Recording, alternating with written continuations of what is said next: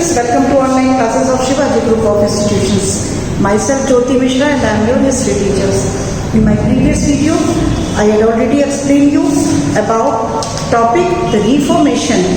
The Reformation is the reform movement is known as the Reformation. And in this topic, I told you about the causes of Reformation, like heavy financial burden of the church, interest of the church in political matters, and evil practices in the church.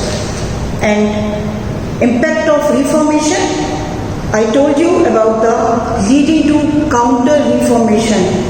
मैंने आपको counter reformation भी बताया. इसी के साथ हमारा ये chapter reformation finish हुआ. And now we will start the industrial revolution. Industrial revolution means, industries का मतलब आपको पता होता है, ठीक है, जहाँ इंडस्ट्रीज होती हैं, उद्योग होते हैं, और रेवोल्यूशन का मतलब होता है क्रांति. तो औद्योगिक क्रांति इट इज स्टार्ट कहाँ से स्टार्ट हुई थी? इंग्लैंड से.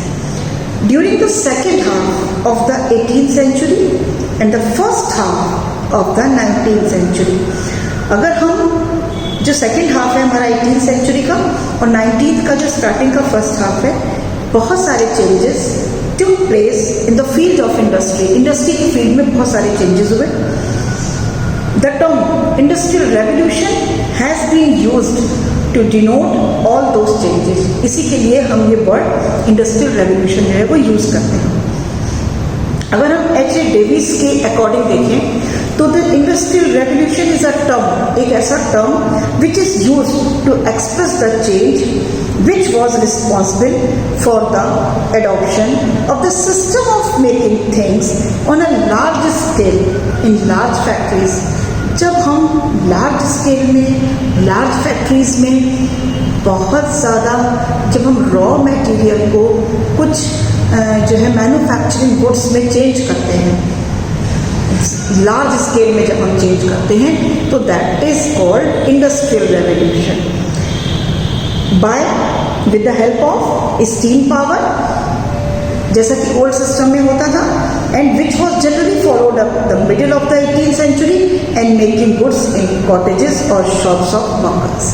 तो ये हमने पढ़ा कि व्हाट इज इंडस्ट्रियल, मतलब कि जब हम इंडस्ट्रियल रेवोल्यूशन का मतलब होता है जब हम तेजी के साथ में जो भी हमारे रॉ मटेरियल्स होते हैं जो कि हमको एग्रीकल्चर इंडस्ट्रीज से मिलते हैं, उनको जब हम मैन्युफैक्चरिंग गुड्स में चेंज करते हैं फैक्ट्रीज में जाके लार्ज स्केल में, तब वो हमारा इंडस्ट्रियल रेवोल्यूशन कहलाता है. अगर हम इंडस्ट्रियल रेवोल्यूशन के कॉजेज की बात करें तो इसमें हमारा है increase in the demand of English goods, ample capital, peaceful atmosphere, naval supremacy, colonial empire, availability of coal and iron, availability of cheap laborers, in migration of artisans and Napoleonic wars. ये सारे हमारे causes हैं जिनकी वजह से industrial revolution हुई, जो कि हमारी कॉन्शियसनेस में रिड्यूस कर दी है. तो अब की बार हम कॉजेज को नहीं डिस्कस करेंगे. तो हमारा टॉपिक है impact of the industrial revolution. अब अगर देखिए हम इम्पैक्ट ऑफ इंडस्ट्रियल रेवोल्यूशन की बात करें तो 3 इम्पैक्ट हुए. कुछ इकोनॉमिक इम्पैक्ट थे, some are social and some are political impacts.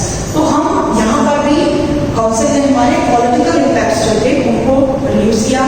तो हम सिर्फ इकोनॉमिक इम्पैक्ट और सोशल इम्पैक्ट करेंगे. इकोनॉमिक इम्पैक्ट में जो हमारे इम्पैक्ट्स आ रहे हैं उसमें राइज ऑफ कैपिटलिज्म है, जिससे कि कैपिटलिज्म जो है वो राइज हुआ. अभी हम आपको मीनिंग ऑफ कैपिटलिज्म भी बताएंगे.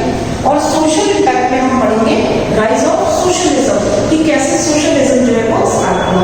तो सिर्फ हमें इन 2 चीजों को डिस्कस करना है, इसको नहीं करना है. बट अगर इंडस्ट्रियल रेवोल्यूशन के इम्पैक्ट आते हैं तो हम इन तीनों का नाम लिखेंगे, economic, social and political. Okay, so now firstly what is the meaning of capitalism, कि कैपिटलिज्म क्या है. तो जो कैपिटलिस्ट सिस्टम होता है refers to the economic system in which business and industries were owned by the private individual and not by the state. देखो होता क्या है कि जितनी भी इंडस्ट्रीज होती हैं बड़ी बड़ी या बड़ी बड़ी जो है हमारे बिजनेस होते हैं वो सब गवर्नमेंट के अंडर में होते हैं. जैसे यहाँ पर आज हम इंडिया की बात करें तो इंडिया में जैसे हमारा रेलवे सिस्टम है वो अभी भी गवर्नमेंट के अंडर में, उसको कोई भी प्राइवेटाइजेशन अभी उसका नहीं हुआ. तो जब कैपिटलिज्म का मतलब होता है जब बिजनेस या फिर इंडस्ट्रीज उनको कोई प्राइवेट जो इंडिविजुअली अगर उसको ओन कर लेता है तो वो क्या होता है, कैपिटलिज्म हो जाता है. तो जब इंडस्ट्रियलाइजेशन या इंडस्ट्रियल रेवोल्यूशन हुआ तो क्या हुआ, कैपिटलिज्म बढ़ा, क्योंकि जिनके पास भी ज़्यादा कैपिटल थी, जिनके पास इतना पैसा था कि वो अपनी एक ओन इंडस्ट्री को सेटअप कर सके, तो वो लोग इसमें आगे बढ़ रहे थे. और इसी की वजह से इंडस्ट्रियल रेवोल्यूशन की वजह से कैपिटलिज्म भी राइज हुआ. तो अब इसके रीजन क्या थे, इकोनॉमिक इम्पैक्ट में हम पढ़ेंगे राइज ऑफ कैपिटलिज्म, जिसके जो है हमारे 8 पॉइंट्स हैं. The first is large scale production, second is increase in the national income, then improvement in the standard of living, increase in population also, urbanisation and the rise of towns and cities, growth in agriculture, development of banking, and the last one is the national and international market. अब देखो हम इसको discuss करेंगे briefly.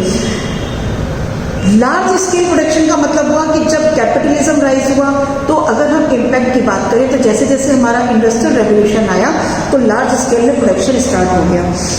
जो consumers थे उनको good quality का अच्छा सामान मिलने लगा और चीपर रेट में मिलने लगा, क्योंकि जब किसी चीज़ की सप्लाई बहुत ज़्यादा होने लगती है तो उसके रेट जो होते हैं वो थोड़े कम हो जाते हैं.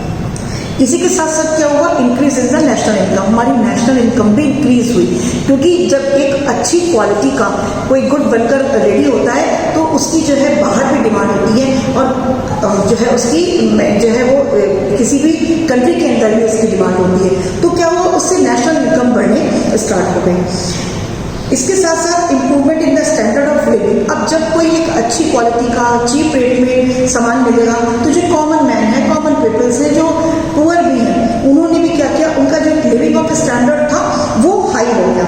ठीक है, इसके साथ साथ क्या चीज़ें बढ़ी कि रेज ऑफ स्टैंडर्ड लिविंग हुआ. इसके साथ means of transport, communication, railways, ship, automobiles, ये सारी चीज़ें भी क्योंकि बहुत ज़्यादा सप्लाई होने लगी तो इन सब चीज़ों की वजह से जो लोगों का लिविंग ऑफ स्टैंडर्ड था वो भी हाई हो गया. तो ये भी एक इम्पैक्ट हुआ. ठीक है, फिर इंक्रीज इन पॉपुलेशन. अब देखो पॉपुलेशन में इंक्रीज क्यों हुआ, क्यों, क्योंकि जब हर चीज़ की क्वालिटी बढ़ रही है, जब हर चीज़ इंप्रूव हो रही है तो उससे क्या हुआ, हमारे मेडिकल फैसिलिटीज़ भी इंप्रूव हुई. जब मेडिकल फैसिलिटीज़ इंप्रूव हुई तो बहुत सारी डिजीज़ की बहुत सारी मेडिसिन भी स्टार्ट हो गई बनना. और जब ऐसा हुआ वेरियस डिजीज तो ultimately it led to increase in population, उसकी वजह से हमारी पॉपुलेशन इंक्रीज हो गई. अब अर्बनाइजेशन और rise of towns and cities. अब ज़्यादा से ज़्यादा अर्बनाइजेशन का मतलब होता है शहरीकरण होना, बहुत ज़्यादा सिटीज़ और टाउन बनना, क्योंकि जो हम अगर गांव और शहर में अगर हम एक डिफ्रेंशिएशन करें तो सिर्फ इतना ही फर्क होता है कि शहरों में क्या होती है, इंडस्ट्रीज होती हैं. तो जब इंडस्ट्रीज सेटअप हो गई तो गांव से बहुत सारे लोग, विलेजेस से बहुत सारे लोग जो अनएम्प्लॉयड थे वो काम की तलाश में इंडस्ट्रीज में वर्क करने के लिए कहाँ की तरफ बढ़े, सिटीज की तरफ. तो क्या हुआ, अर्बनाइजेशन हमारा तेजी के साथ में नए बिग सिटीज और टाउन जो है वो राइज होने लगे. इसके साथ साथ एग्रीकल्चर में भी ग्रोथ हुई. क्यों, क्योंकि बहुत सारे एग्रीकल्चरल इक्विपमेंट्स जो थे वो इन इंडस्ट्रीज में बनने स्टार्ट हुए, जिससे नई नई तरह के सीड्स, अच्छे फर्टिलाइजर्स, अच्छे इक्विपमेंट्स मॉडर्नाइज हुए. तो एग्रीकल्चर मॉडर्नाइज हुई और उसकी ग्रोथ बढ़ गई. फिर डेवलपमेंट ऑफ बैंकिंग. अब देखिए किसी भी इंडिविजुअली जब कोई भी किसी भी फैक्ट्री को सेटअप करता है तो ज़रूरी नहीं है उसके पास कैपिटल इतना ज़्यादा हो, तो वो क्या करता है, कैपिटल को लोन देता है, पैसा लेता है बैंक से. तो क्या हुआ, बैंकिंग भी बहुत ज़्यादा डेवलप होनी स्टार्ट हो गई. इसमें क्या हुआ, progress industries and commerce were responsible for the growth of joint stock and trading companies which carried on their business with the help of banks. इसके साथ साथ एग्रीकल्चरिस्ट जो थे उन्होंने भी got loans for the improvement of agriculture. Agriculture को improve करने के लिए उन्होंने भी लोन्स देना स्टार्ट कर दिया। This led to the development of the banking system, और इसने बैंकिंग सिस्टम को बहुत ज़्यादा डेवलप कर दिया। And the last is the national and international market. The industrial revolution led to the development first of national market. सबसे पहले तो जो इंडस्ट्रियल रेवोल्यूशन थी उसने नेशनल मार्केट की इनकम को बढ़ाया, जैसे कि मैंने बताया कि नेशनल इनकम हमारी बढ़ी, तो उससे क्या हुआ, हमारी नेशनल मार्केट जो थी वो डेवलप हुई। और इसी के साथ साथ जब नेशनल मार्केट डेवलप होती है, सप्लाई इतनी ज़्यादा होती है कि सबको पूरी हो जाती है, तो क्या होता है, हम उसको बाहर भेजना स्टार्ट कर देते हैं। तो हमने एक इंटरनेशनल मार्केट को भी डेवलप करना स्टार्ट कर दिया। The different governments began to levy heavy taxes on import goods in order to the safeguard their national industries. और क्या हुआ, अपनी इंडस्ट्रीज को, नेशनल इंडस्ट्रीज को सेव करने के लिए जो इम्पोर्ट होता था उस पर उन्होंने हैवी टैक्सेस लगाने स्टार्ट कर दिए। Industrial revolution also led to the production of goods, उसने प्रोडक्शन ऑफ गुड्स किया on mass scale which necessitated their export to other countries, और लोगों ने अदर कंट्रीज में एक्सपोर्ट करना भी स्टार्ट कर दिया। दस द इम्पोर्ट एक्सपोर्ट बिजनेस, जैसे ही ये इम्पोर्ट और एक्सपोर्ट बिजनेस बढ़ा, ये इंटरनेशनल मार्केट को डेवलप करने में बहुत ज़्यादा हेल्पफुल हुआ। तो हमने इम्पैक्ट ऑफ इंडस्ट्रियल रेवोल्यूशन में आज इकोनॉमिक इम्पैक्ट को मैंने क्लियर किया, जिसकी वजह से हमारा कैपिटलिज्म जो था वो राइज हुआ। कैपिटलिज्म क्या है, मैंने बताया कि जब हम किसी भी बिजनेस को या इंडस्ट्रीज को किसी भी प्राइवेट इंडिविजुअली, कोई प्राइवेटली या इंडिविजुअली ओन कर लेता है, that is called capitalist system. और इसमें क्या हुआ, जब इंडस्ट्रीज एक लार्ज स्केल में बढ़ी तो इंडिविजुअली भी लोगों ने बैंक की हेल्प से लोन लेकर उन्होंने बहुत सारी इंडस्ट्रीज को सेटअप किया, जिसकी वजह से अर्बनाइजेशन हुआ, पॉपुलेशन इंक्रीज हुई, स्टैंडर्ड ऑफ लिविंग इंप्रूव हुआ, नेशनल इनकम में इंक्रीमेंट हुआ, इंक्रीज हुई, वो लार्ज स्केल में प्रोडक्शन स्टार्ट हुआ और नेशनल और इंटरनेशनल मार्केट भी डेवलप हुआ। तो ये हमारा था इंडस्ट्रियल रेवोल्यूशन। अब हम अपने नेक्स्ट वीडियो में सोशल इम्पैक्ट के बारे में डिस्कस करेंगे, जिसमें हम राइज ऑफ सोशलिज्म पढ़ेंगे कि इंडस्ट्रियल रेवोल्यूशन की वजह से सोशलिज्म कैसे राइज हुआ। ये हम अपने नेक्सट वीडियो में एक्सप्लेन करेंगे। Thank you, have a nice day.